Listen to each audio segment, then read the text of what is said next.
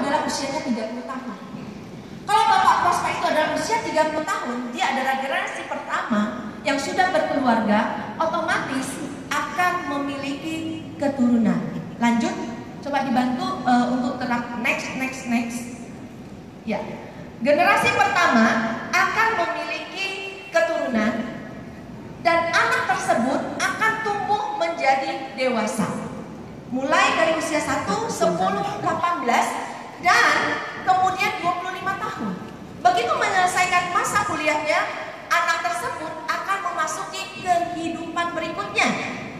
Maka akan lahirlah generasi ketiga.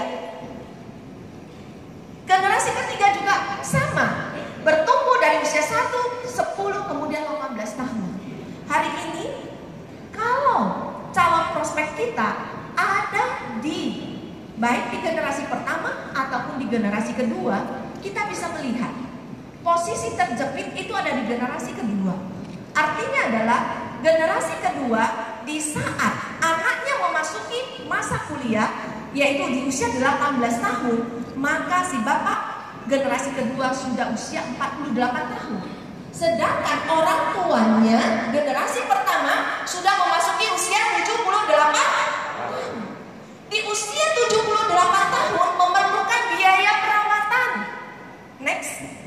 Apabila yang di usia 78 tahun itu menderita sakit kritis, sedangkan di generasi kedua terbeban untuk mengkuliahkan anaknya, membutuhkan biaya yang sangat besar. Lanjut. Ya, lagi.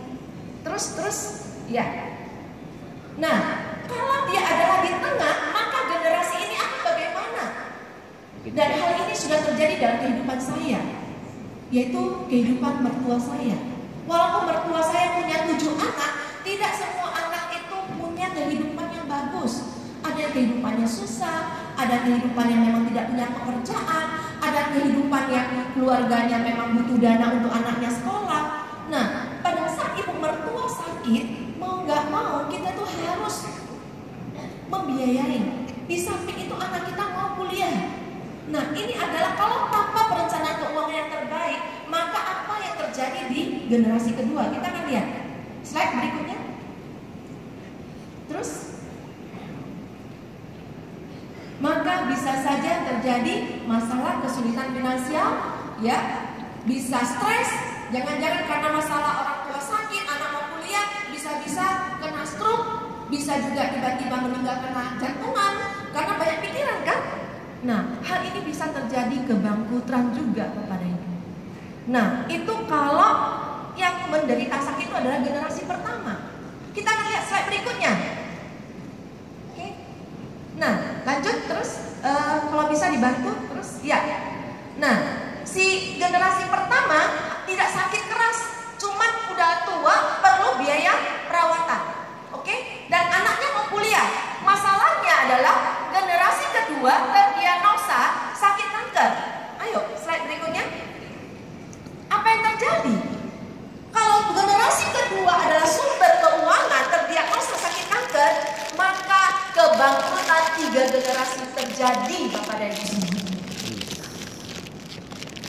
Ini adalah tugas kita sebagai seorang agen asuransi. Bagaimana menyadarkan masyarakat Indonesia akan pentingnya asuransi, khususnya kelas menengah. Ini banyak terjadi di kalangan kelas menengah, Bapak dan Ibu. Mari kita bersama-sama dengan tugas yang mulia, kita bangun masyarakat Indonesia akan pentingnya asuransi. Slide berikutnya. Hari ini Anda bisa menjadi pahlawan untuk siapapun.